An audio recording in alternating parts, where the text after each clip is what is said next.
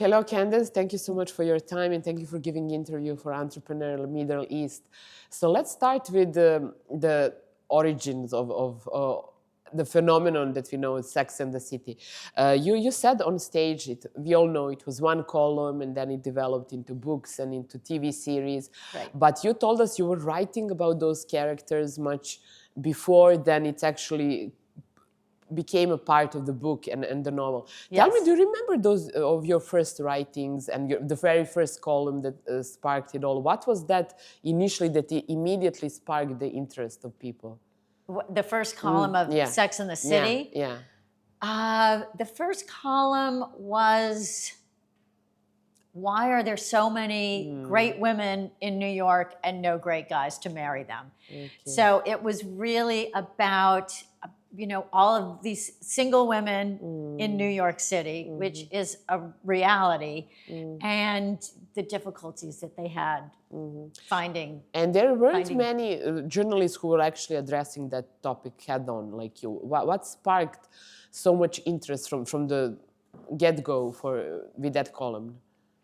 If you remember. I was always writing about relationships. I mean, really the difference between what I was doing in the 80s and what I was doing in the 90s was that in the 90s, I started writing for the New York Observer, which was a publication that had a largely male audience. So in a way, Sex and the City, the column and the book, was actually had a bigger male audience than women, but it drew women to it. And, the reality is that I was writing the same thing for women's magazines, but nobody was paying attention because they didn't pay attention to women's magazines. Okay. So, but if it's in a publication for men, then people pay a lot more attention. That's interesting. That's actually what brought more attention to it and more action to it.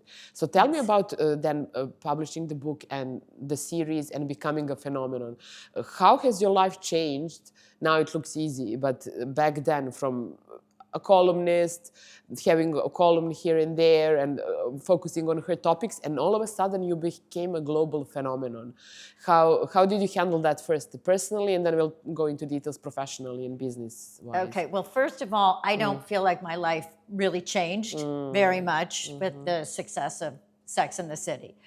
I was always writing and working very, very hard. And I published my first article when I was 19. And, the difference was that in the 90s with Sex and the City, I actually started to make a little bit more money. But in the 80s, I didn't have very much money. I had enough money to survive as a writer, and that was very important to me. So the reality is that being a writer, being a journalist is not a money-making pursuit. Unless you get very lucky and you somehow hit it big. But I've made most of my money from writing best-selling novels, not from Sex and the City, from best-selling novels. And how did that happen? Well, it happened because I worked really, really hard, and I would write 10 pages a day, 6 days a week. So it's really just a lot of hard work, delaying gratification. I didn't even own a TV until 1998. So that's interesting. I was just about to ask about your writing routine, but you just said it. Do you keep it till this day? How is that urge to write and creativity spark in you still that strong? No, it actually isn't. Ever since COVID, I'm trying not to write a book because I spend so much time alone. And after COVID, I just said, I don't want to spend so much time alone. So now I do a one-woman show, which I've actually done pretty much all over the world. Okay. And from the business side of publishing, what would you advise authors. You've had a few successful best-selling novels, but when it comes to the business side of putting your creative work into the world in terms of a book, what would you advise them? What to do, what not to do? What has been your journey for getting your book published? Because that's usually something that authors struggle with. Yes. Well, I started with the column, Sex and the City, and then a publisher asked if I wanted to turn it into a book. So when I was writing the column, it was actually a serial book. And you know, it's like you have to think of ideas, and you have to know your marketplace, and you have to know what people are looking for.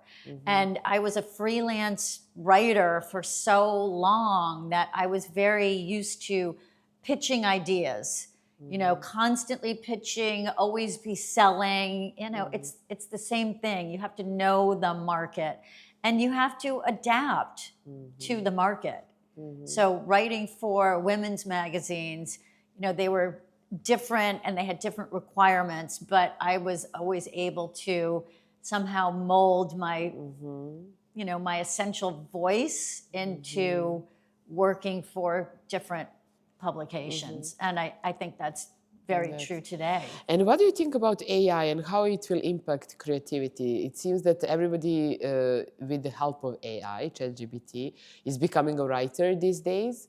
To some people, it will really help contribute to something that's already their talent.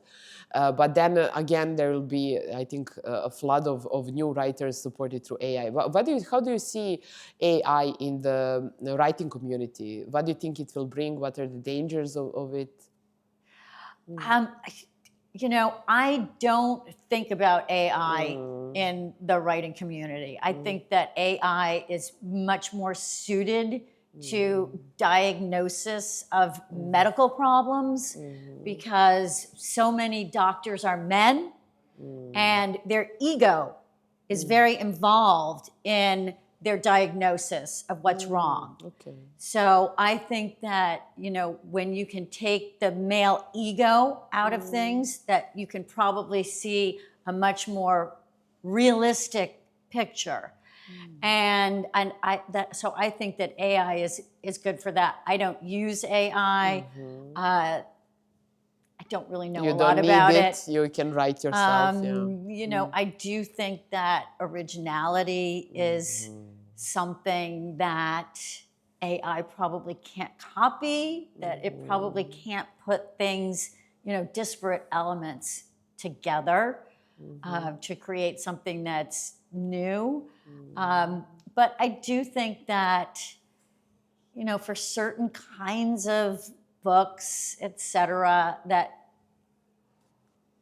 you know, things that are always written by rote anyway. For instance, you know, mystery novels. You know, people will write one after another, and, you know, they change some things anyway. So that's a little bit like AI. Yeah, let's see how that will go. Let's talk now about what you see among women when it comes to women's empowerment in today's world. Certain parts of the world obviously need it more than others, but what do you see today women struggling the most, and what would be your advice to them? We can do both personally and in the business, in professional areas of their life. Well, I still think that there's a glass ceiling. I think we need a lot more women in STEM and in technology, because the reality is that technology, AI, it's created by men, pretty much for men, if you think about it. You know, it's pornography, gaming, it's all about making money. So I think that we really need to have more women in those businesses and those professions. And now we have 3 typical questions that we want to close this interview with. How do you define success today, and how that definition of success has evolved for you over the course of your life?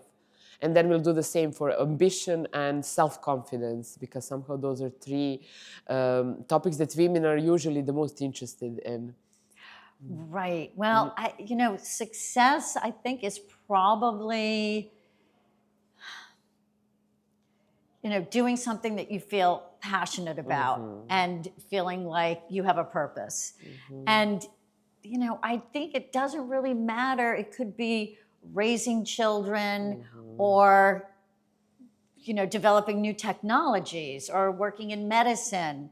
As long as you have a passion for it and you bring your best self to it. So I think that's important.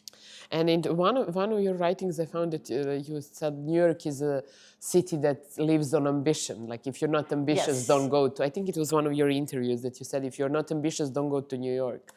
So I think that's the quote. Yeah. Yes. Well, people go to New York to make it. Nobody goes to New York to, I'm not going to make it. I'm just going to go. It's too difficult of a place to live. Yeah. So how do you find ambition as a virtue, as a personal characteristics today, and what do you see among women when compared to maybe 20 years ago when you were writing about those four ladies? And what would be your advice to younger women, especially female authors, female writers, when it comes to ambition? Well, I think that it's much more acceptable for women to be ambitious now. And, I see so many young women. First of all, I feel like I don't need to give them advice. I think that they have, they're really doing it and doing it all and trying to achieve things and start businesses, which is something that women didn't do so much who are my age, because it wasn't socially acceptable. Now it's much more socially acceptable for women to be ambitious, and they are. And I think it comes from the inside. And also about self-confidence, that's the third part. I think in one of your interviews you said, I was always, nobody knows, but even before, not nobody knows, but it wasn't that public, that you were reminding people, like, I used to be a queen in my prom, and I was popular in my small community even before moving to NYC. So that self-confidence comes easy to you, I believe, and it's somehow natural. But do you see women struggling with self-confidence today? Well, I think the killer of self-confidence is social media. And, at one time, as Seinfeld says, at one time it was enough. You could just be cool. And you could have confidence just from being the cool person. But, now I think it's comparing yourself to other people. And, I found, I used to have so much confidence, and now I'm like, I don't know. Okay. So and I think it's really hard for young women now with the social media. And also, people are much more sophisticated. When I was younger, there wasn't a ton of grooming, but now there is. You have to spend so much time doing your hair, makeup. And, the worst thing is, the other day, this very handsome young man showed me all of his choices. He had 5 different choices of women who he was interested in. And they were all so beautiful and so accomplished. I just thought, I thank God I'm not a young woman now. I don't think I could compete.